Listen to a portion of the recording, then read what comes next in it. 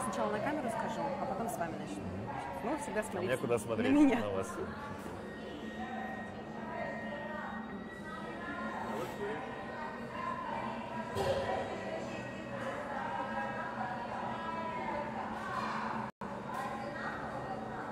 Сейчас. Пока не в эфире, сейчас.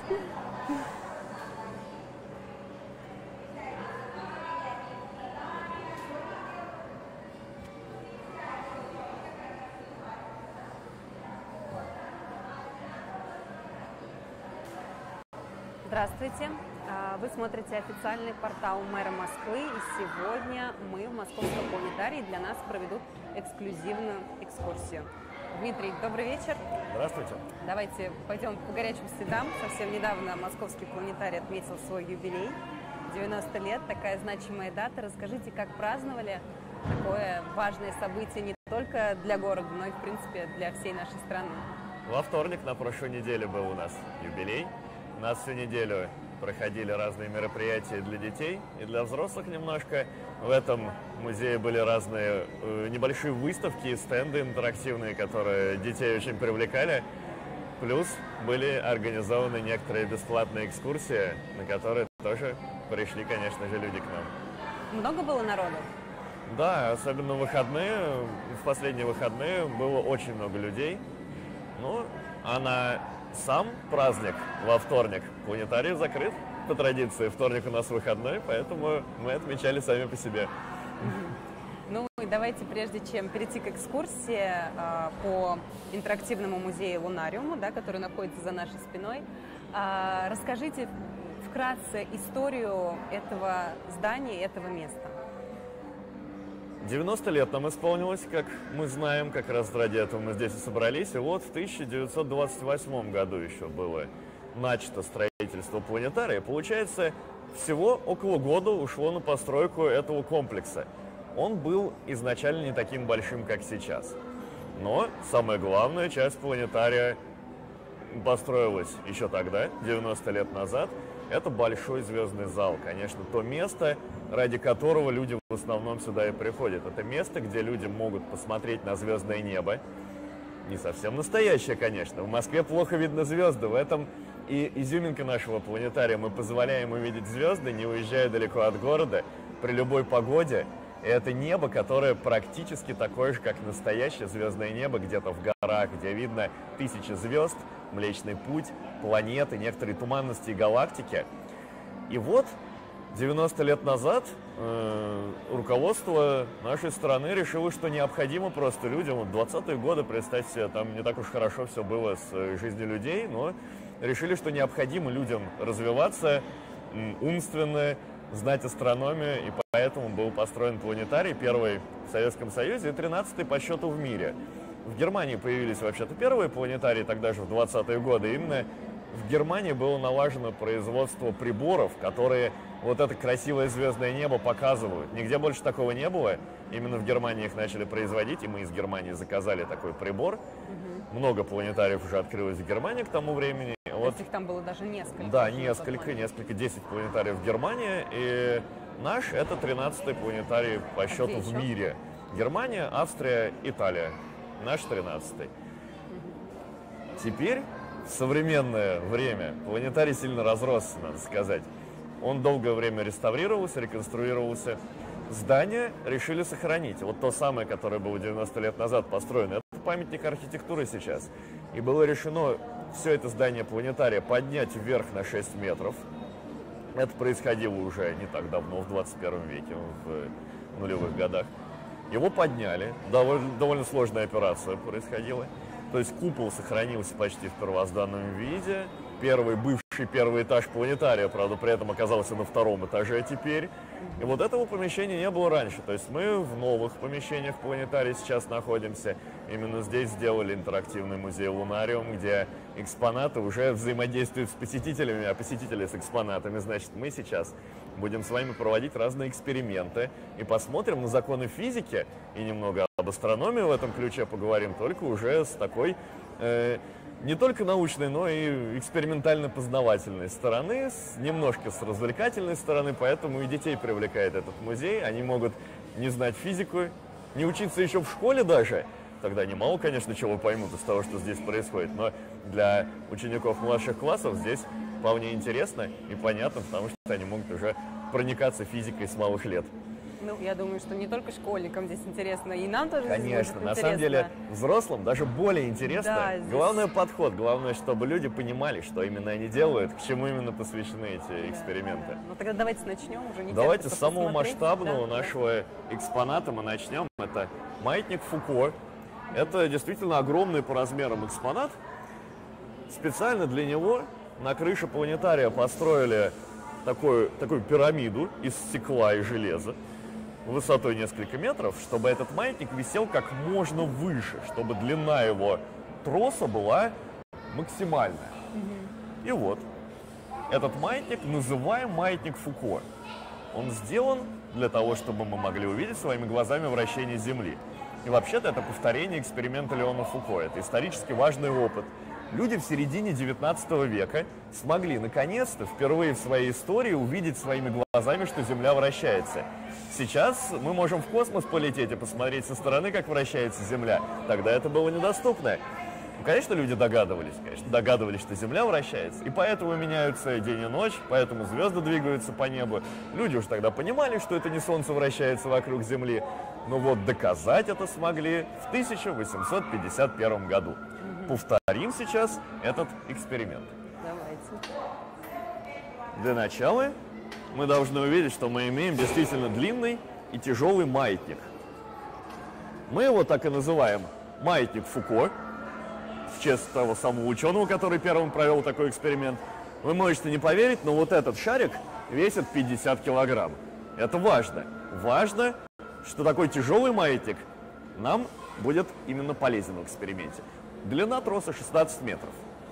И вот чтобы нам разобраться в сути происходящего, надо сначала посмотреть на совсем небольшой маятник.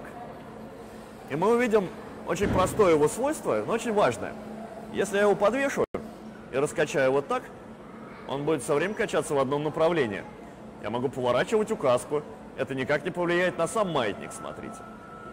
И вот люди подумали, что если мы где-нибудь на Земле раскачаем большой тяжелый маятник.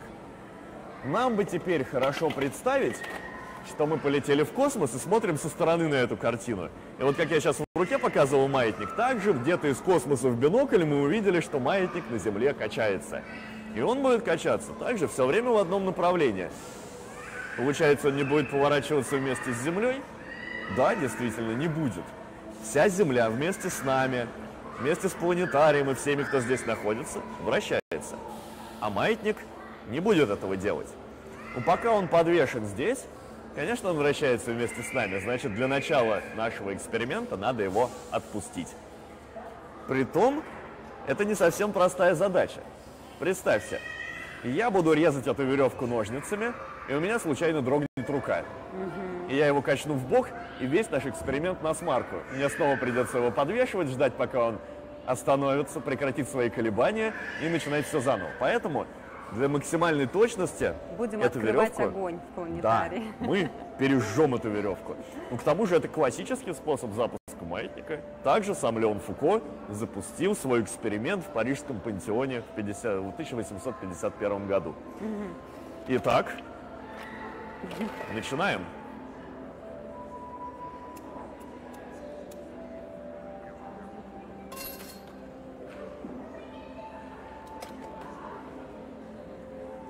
Теперь нужно осознать, что мы только что сделали маятник, который не вращается вместе с Землей. А дальше наша задача заметить, что мы вращаемся относительно него. Конечно, это происходит не очень быстро. Земля один оборот делает за сутки, и мы с вами тоже. Поэтому мы немного усовершенствуем эксперимент, чтобы мы действительно быстро заметили вращение Земли. И для этого мы тут часто используем вот такие фигурки. Обычные фигурки Лего. И я их сейчас установлю по бокам от маятника. Точно заметим, где он пролетает. Вот над этим местом. И ставим фигурки.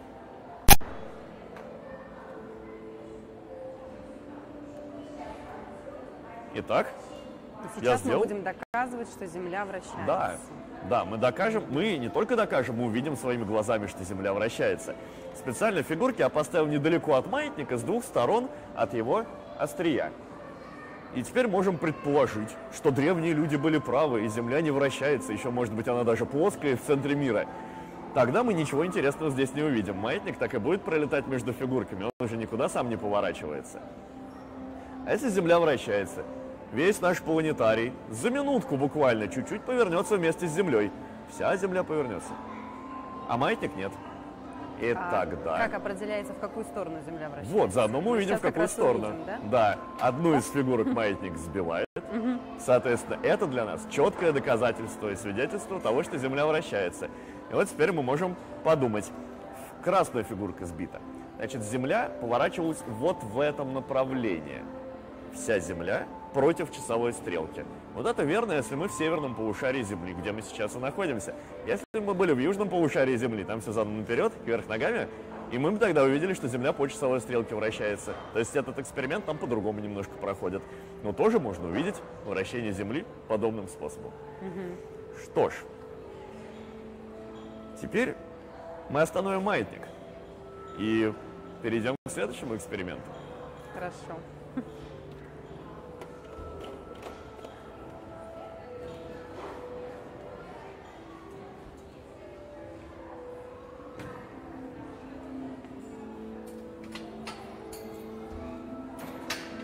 Но придумал это французский ученый, да? Французский, да. То есть французы нам открыли глаза Получается, на да. нашу Землю. Так, а что здесь находится? Это называется телурий. Это один из самых старых экспонатов нашего лунариума. И раньше он был вовсе не в лунариуме. В советское время около планетария была расположена астрономическая площадка. Сейчас такая тоже есть, она на крыше, прямо над нами. А раньше она была на уровне Земли. И там, под открытым небом, стоял вот этот самый телурий. Ну, телурий должен демонстрировать нам движение Земли. Это очень простой экспонат, потому что мы сейчас все знакомы с тем, как движется Земля. Вращается вокруг оси, вращается вокруг Солнца. Здесь это можно увидеть.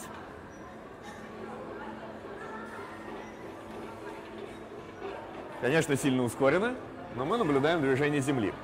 И первое, для чего нужен этот экспонат показывать, почему меняются времена года.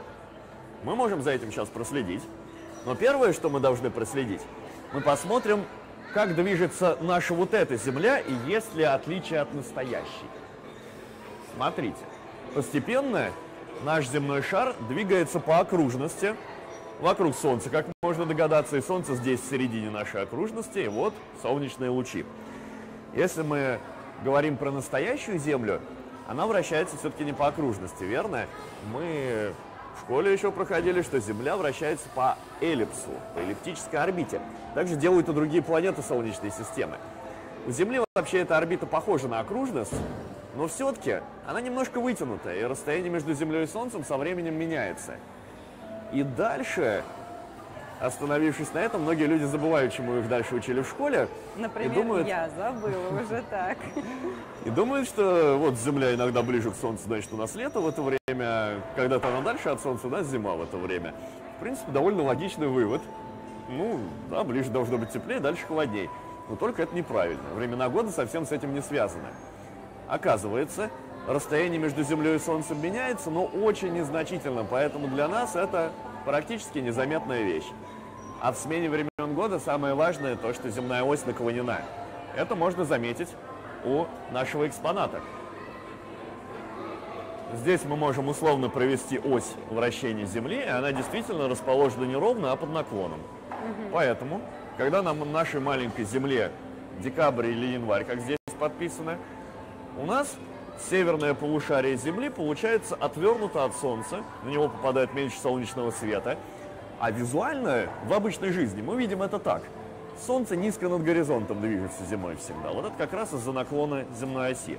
Плюс мы видели, что зимой день короткий, а ночь длинная. Летом наоборот. Ну, до лета нам еще долго, полгода надо ждать. Подождем пока. Пока увидели, что земная ось наклонена, и в северном полушарии из-за этого в январе холодная у нас зима, А в южном полушарии, наоборот, в январе лето. То есть надо еще помнить, что времена года разные в разных полушариях. А дальше, если мы вращаем Землю, мы должны заметить одну важную вещь. Земная ось никогда не меняет своего направления. Она у нас все время направлена вот туда. Там на потолке надо было наклеить определенную звезду. Какую? Полярную, конечно. Мы знаем, что на полярную звезду направлена всегда наша земная ось. И вот, пока Земля двигается вокруг Солнца, направление оси всегда сохраняется. И значит, в декабре у нас было северное полушарие отвернуто от Солнца, а в июне северное полушарие, наоборот, повернуто к Солнцу, хотя ось расположена так же, как была в декабре. Значит, у нас лето, а в южном полушарии в июне, наоборот, зима. Мы увидели, как меняются времена года, и одна важная вещь в том, что земная ось наклонена и сохраняет свое положение. А вот давайте подумаем, почему земная ось сохраняет свое положение. Для этого у нас есть отличный экспонат, который выглядит максимально просто. Это колесо на оси, но с помощью него можно проделать великолепный опыт. Я вообще считаю, что это один из лучших экспонатов у нас в музее. Во-первых, для наглядности можно его просто поставить и отпустить. Тогда он, конечно, падает. Во-вторых, чтобы сделать его более похожим на Землю, мы можем его раскрутить. И мы обнаружим, что вращающийся предмет хорошо удерживает равновесие. Да, он устойчивый, и направление оси все время сохраняется, надежно сохраняется. В принципе, такой опыт знаком нам с детства. Все запускали юлу, волчок, и видели, что она стоит, вращаясь, и не падает. Но с Землей все не совсем так. Поначалу можно подумать, что так же. Земля вращается, и у нее ось все время одинаково направлена, как у колеса. Но сейчас мы будем усложнять. У Земли ось под наклоном, значит, и у колеса надо ось наклонить. Вот так. Что же будет? Это довольно странный эффект, который сложно объяснить просто так на пальцах. Но ось колеса начинает поворачиваться, как это называют в физике, прецессия. Ось прецессирует. У настоящей Земли происходит то же самое, оказывается. И вот, за 26 тысяч лет земная ось совершает вот такой оборот. Ну, это очень медленно, согласитесь, значит. 26, да. Да, 26 тысяч. Значит, мы говорим, что она на полярную звезду направлена. Ну, надо помнить там, что это в ближайшее время она направлена на полярную звезду. Через тысячи лет будет по-другому. Но в ближайшее время ничего заметно не поменяется. Так что времена года у нас останутся такими же. И в будущем они будут такими же. Только наклон земной оси сохранится, только она будет по-другому развернута. И в той части орбиты, где Зима сейчас проходит зимой, наоборот, у нас будет наступать лето. Такая штука. Но это не скоро. Да, очень не скоро. Ну, с колесом можно еще чуть-чуть усовершенствовать эксперимент. Мы можем его оставить прямо в таком положении, как я сейчас держу. Это уже не будет связано с вращением Земли, правда, но посмотрим. Очень странно, согласитесь. Да.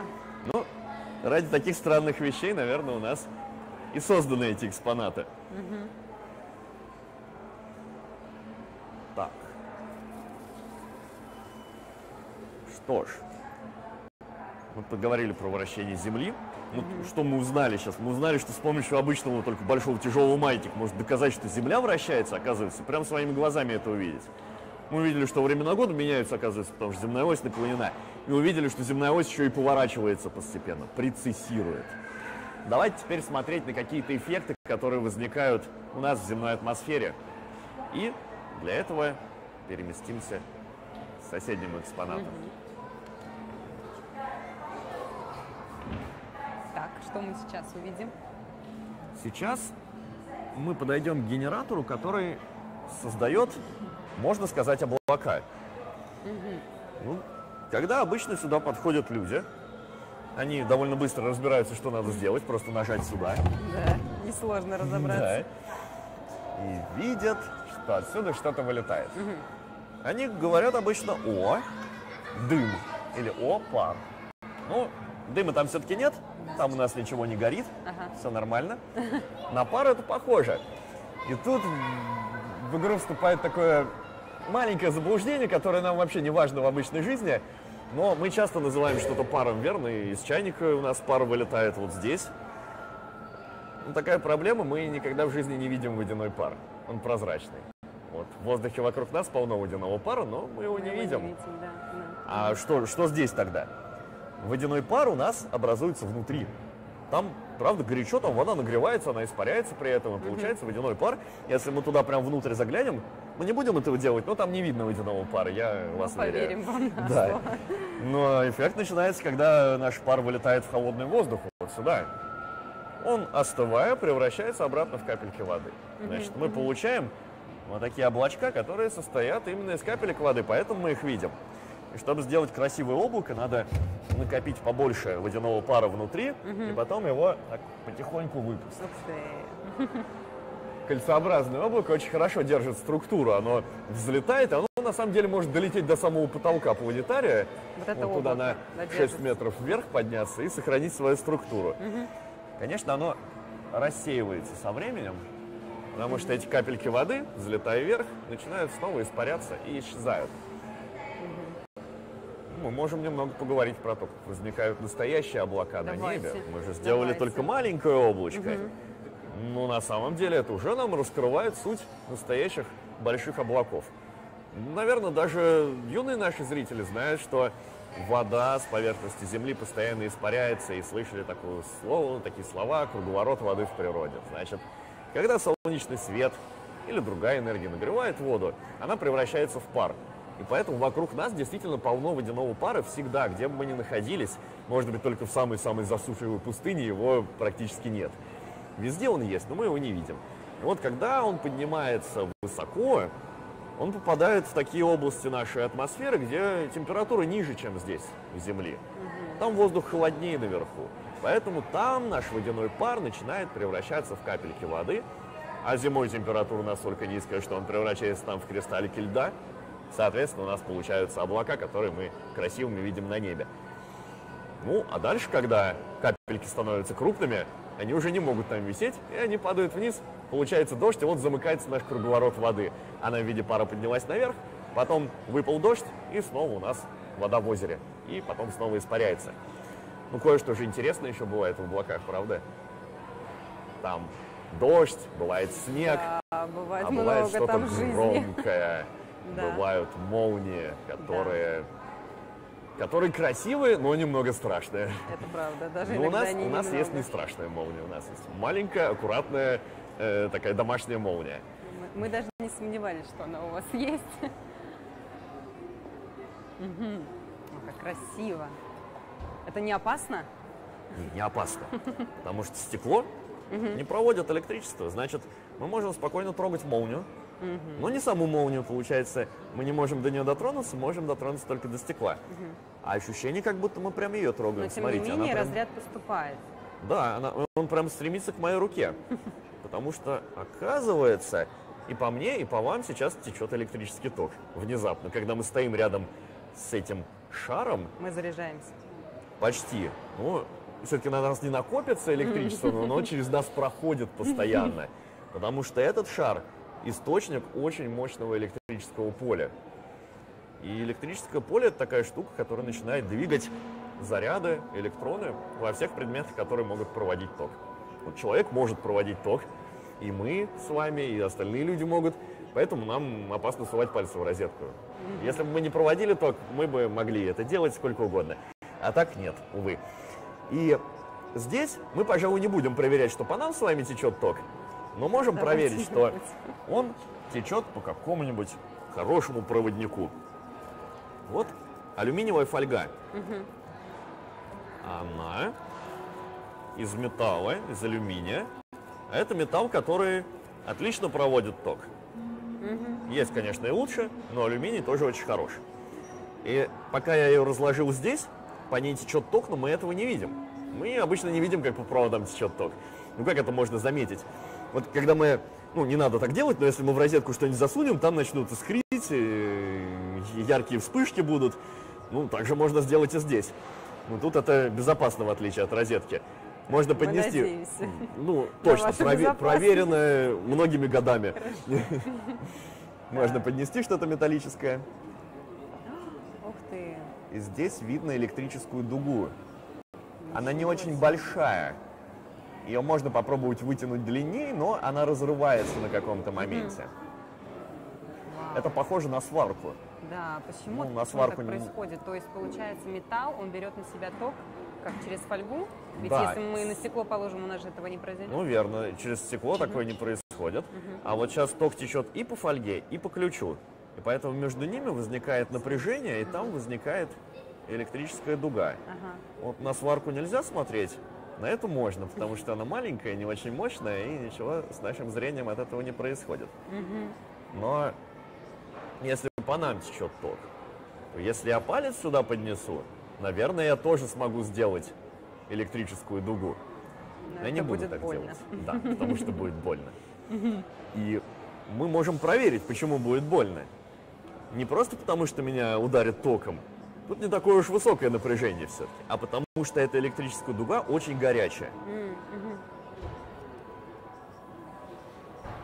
Ого! Довольно быстро загорается. Вот Да. как древние люди добывали огонь, ждали, пока ударит молния куда-нибудь в дерево. Да. Шли туда. В современном обществе некоторые даже не знают, что так можно. Да, да. Да, слушайте, интересно. Что ж. Ну и кстати, теперь все-таки мы проверим, что и по нам с вами течет ток, только безопасным способом. У Хорошо. нас есть один простой электрический прибор. Вот такой. И можно попробовать его включить. Для этого нужно, чтобы на лампочку подействовало довольно сильное напряжение. Если по мне течет ток и по вам течет ток, нам достаточно сделать вот такую конструкцию. Я буду проводить ток к лампочке, а вы будете забирать его дальше. Попробуйте. Так, ну вы Надо будете дотронуться заряжаться до нее вот от этого здесь. прибора. Да. Так, это будет не больно, да? Нет, не больно. Оп. Работает. Ничего себе! А если вы уберете руку? Тогда погаснет. Но вы можете положить, и она включится. Слушайте, ничего себе. Прям, о, Надо же. если мы вместе положим, тоже перестанет Да, работать. ну это понятно, да. Интересно. На самом деле, когда мы ее сейчас включили, она не просто засветилась. Там внутри этой трубки возникла молния. И когда такая лампочка у нас дома светится, это тоже значит, что там внутри возникает молния. Именно поэтому она светит. Так что такая лампочка очень похожа на этот шар. Интересно, очень интересно. Так, про облака, про молнию рассказали. Что будет Да. следующее? Ну, мы можем теперь даже побольше приблизиться к той молнии, которая происходит именно в облаках. Потому что этот аппарат включен в розетку, и он оттуда добывает электричество. А когда у нас вспыхивает молния в небе, это значит, что каким-то образом облако зарядилось. Как оно это делает? А это способ, который нам знаком с детства. Мы же можем своими руками добыть электричество немножко, зарядиться сами. Все дети, я уверен, такое делали, воздушный шарик об голову терли. И заряжали свои волосы, они дымом вставали. Я, кстати, могу дать совет детям, рекомендацию, какой еще эксперимент подобный можно сделать. Ну, опять же, вы можете также шариком зарядить свои волосы, но еще возьмете маленькие клочки бумажки, нарвете бумажку, маленькие клочки, попробуйте этот воздушный шарик к ней поднести, и вы увидите странную вещь. Некоторые клочки бумажки начинают притягиваться к шарику, а некоторые, наоборот, начинают отлетать от него в разные стороны. Вот такая штука. Но это все из-за того, что наш шар воздушный заряжается электрическим зарядом. А вот наш следующий экспонат нужен, чтобы как раз таким же способом, благодаря трению, получать электрический заряд. Мне уже становится страшно. Вот этот шар мы сейчас и зарядим. Так. Он большой, он накопит. На самом Много деле не очень энергии. много заряда, но Да? напряжение здесь будет очень большое. Поэтому, Даже мы зарядимся от него. да, даже мы. Даже почувствуем это. Ого. И Так, я уйду отсюда заряженная, да? да, причем положительным Намного зарядом лет вперед. обязательно. Это обязательное условие. Тут только положительный заряд накапливается на шаре, весь отрицательный в землю уходит. Это прекрасно. Все восхитительно. Вот в прошлом шаре мы видели молнии довольно крупные, но там была одна хитрость. Внутри того шара был не воздух, там специальный газ. А вот здесь мы сделаем молнию прямо в воздухе. Теперь посмотрим, как это устроено.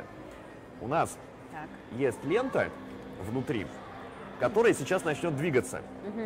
Во время движения она будет тереться там внизу, совершать трение, значит, она зарядится. И от нее уже будет заряжаться этот шар. И причем на шаре заряд будет оставаться и никуда с него не уходить. Только чуть-чуть уходить в воздух и на нас с вами попадать, но это незначительно. Так что таким образом как раз получается очень высокое напряжение. Ну, Так. включаем. Ну, давайте попробуем.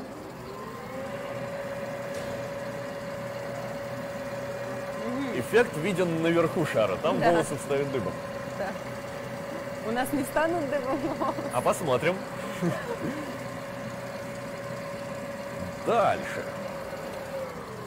Вот мы сейчас точно видим, что он заряжен. Да. А что будет, если я руку к нему поднесу? Пройдет ток. Да, меня ударит током при этом. Ага. Получается, я не очень хочу к нему руку подносить, соответственно, Да. мы этого и не будем делать. Я поднесу вот этот маленький шарик. Он Тоже заземлен, да, он тоже металлический. И тут внутри трубки идет металлический провод, уходит в землю. И вот в этот шарик ударит молния.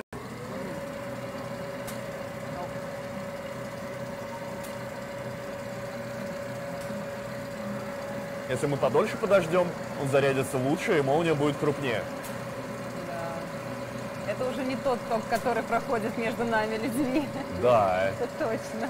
На самом деле он все равно безопасен. То есть, если даже я дотронусь и меня ударит током, то со мной ничего страшного не случится.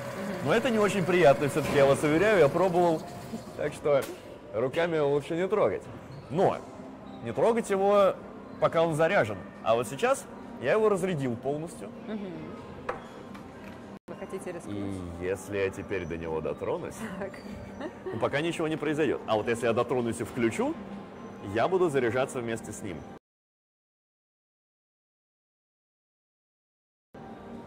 Но током вас не ударит уже. Да, Фух, потому слава что я сейчас богу. постепенно накапливаю электричество вместе с шаром. Между мной и шаром нет напряжения, нет разницы потенциалов, и поэтому никакой молнии нет. И меня током не бьет. Но я и заряжаюсь почему-то не особо, да? У меня волосы дыбом до сих пор не встали. Да. Почему? Потому что я стою на земле, А, и нужно электричество на поверхность. уходит в Да, землю. Да. А вот если я возьму пластиковую табуретку, она будет отличным изолятором. Да. Некоторые радиовышки ставят на довольно такие толстые изоляторы, чтобы они не соприкасались с землей и чтобы с них не утекал заряд. Вот я теперь такая радиовышка, и я буду заряжаться от шара. На это потребуется некоторое время, потому что шар не очень большой, я побольше. Чтобы на мне накопилось много заряда, нужно длительное время.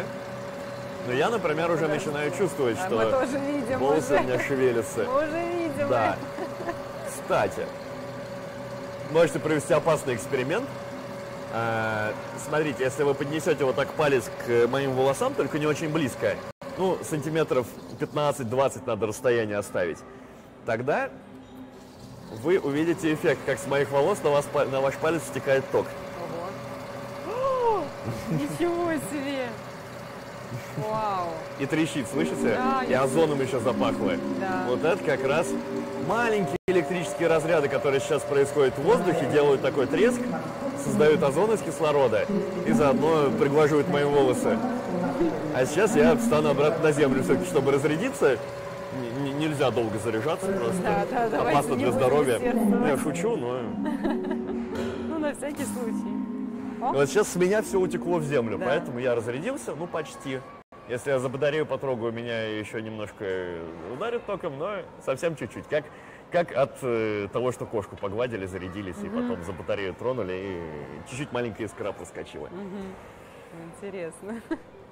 Очень интересно.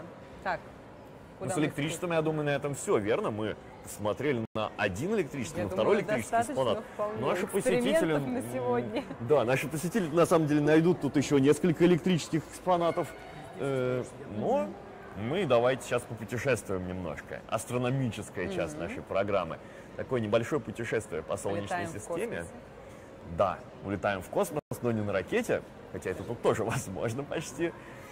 Есть ракеты, небольшие у нас такие модели. Но мы сейчас поедем кататься на велосипеде по Солнечной системе. Это возможно только у нас в лунариуме. В реальности невозможно. Не повторяйте этот трюк, пожалуйста.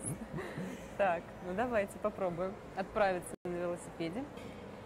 Я так понимаю, это он. Да, это он. Космический велосипед. И любой человек, который на него усядется, может почувствовать себя немного космонавтом. Потому что передо мной сейчас экран с картиной звездного неба. Сейчас мы будем искать планеты, да? Да, сейчас мы покатаемся по Солнечной системе. Ага. Предыдущий космонавт, который здесь летал, далековато улетел, поэтому нам придется догонять планету. А да. я вон вижу одну планету. Вот, одна есть, да. Это у нас похоже один на... из газовых гигантов, далекая от Солнца планета. Так, тут... Написано про них. Нептун. У нас в Солнечной системе разные планеты. Вот сейчас мы пролетели огромную планету Нептун. Еще есть огромная планета Сатурн, например, Да, который видим самый цель. красивый, сразу узнаваемый, да, с кольцами. Его очень красиво наблюдать в телескоп. Да, потому что даже в небольшие кольца телескопы эти прекрасно видно, просматриваются, да, это правда, да. очень красивое зрелище. Вот можно долететь до Сатурна. Обратите внимание, и Сатурн — это огромная планета. Да. И следующий мы посетим Юпитер. Это тоже огромная планета. Тут можно пролететь насквозь через Сатурн. Вообще он Этот газовый. велосипед позволяет сделать все, что мы хотим. Вот. А сейчас мы подлетели к маленьким и хорошо знакомым всем планетам. Тут у нас Марс, Земля и Венера. Ну да, это уже более Ну и, конечно, близко Меркурий. к нам. Вот эти планеты небольшого размера. Так вот, Солнечная система сложилась, что есть 4 маленькие планеты земной группы, 4 большие планеты — Юпитер, Сатурн, Уран и Нептун. Мы можем, кроме того, что посмотреть на эти планеты, немного ощутить, как бы нам там жилось. Конечно, да. на Юпитере или на Сатурне жилось бы нам не очень, потому что там нет твердой поверхности, мы по ним не можем походить. Но у нас есть специальные весы, которые покажут нам, что бы было, если бы мы могли походить по Юпитеру, ну и не только, еще и по Марсу. Сколько и бы мы Плутону, весили? И по Луне. Действительно, мы узнаем, Ух ты. сколько мы там весим, насколько высоко мы можем там подпрыгнуть, например. И давайте проверим. Давайте. Надеюсь, мы не будем проверять, сколько мы весим на Земле, да? Конечно, на Земле знаем, сколько весим. Мы проверим на других планетах, там, где все-таки есть какая-то невесомость. Так, Тут 5 разные весов. планеты, да? Плутон, Плутон, Юпитер. который мы Так, планетой давайте уже не на считаем. Марсе, на Марсе. Давайте. Мы же так хотим полететь на Марс. Может быть, даже В скором, в скором будущем, времени да? кто-нибудь полетит на Так. Марс. И это чуть больше 20 килограмм. Меня устраивает такой Вполне. расклад. Слушайте, ну, классно. Можно Вот. вот А так надо вот еще измерить. разобраться, почему у нас разный вес. То Да. есть, конечно, у нас осталось 2 руки, 2 ноги, когда мы оказались на Марсе.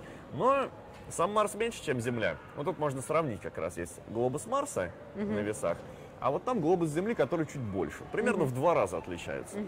И раз Земля больше по размеру, больше по массе, значит, и притягивает она нас сильнее. И поэтому мы весим сильнее. То есть наш вес, оказывается, это то, с какой силой нас притягивает планета. И, соответственно, с какой силой мы давим на поверхность Земли, стоя здесь. На Марсе меньше. А вот это самая большая наша планета Юпитер. И на Юпитере мы будем весить примерно в 2,5 раза больше, чем на Земле. Давайте я взвешусь на Юпитере. Давайте. Так. Оу. 2 оборота. Видите? Это означает примерно 150-160 килограмм. Ого. Вот, около того. Это мой вес на Юпитере. Не очень легко там будет. Конечно, если мы найдем планету еще больше, а мы такие нашли на самом деле в далеком космосе, не в Солнечной системе, а около других звезд. Есть планеты, которые намного крупнее Юпитера, намного массивнее. И на них мы будем весить еще больше. Ну, такой странный космос. Ну да, это точно. Интересно. Так, ну спасибо большое за такую экскурсию. Вроде бы все посмотрели, да, но тут еще много экспонатов я вижу на самом тут деле. около 100 экспонатов в музее, поэтому на самом деле, чтобы по всем экспонатам вот так пройтись, нам понадобится больше суток, пожалуй. Ну да, это правда. Это только нижний этаж, интерактивный музей Лунариум. наверху еще ведь Да, есть есть разные два этажа экспозиции. лунариума, есть классический музей, где больше астрономия, и именно рассказывают про изучение планет, изучение галактик и именно астрономические аспекты. И, конечно, звездный зал, самое главное, где показывают звездное небо. Так что приходите и увидите много всего интересного.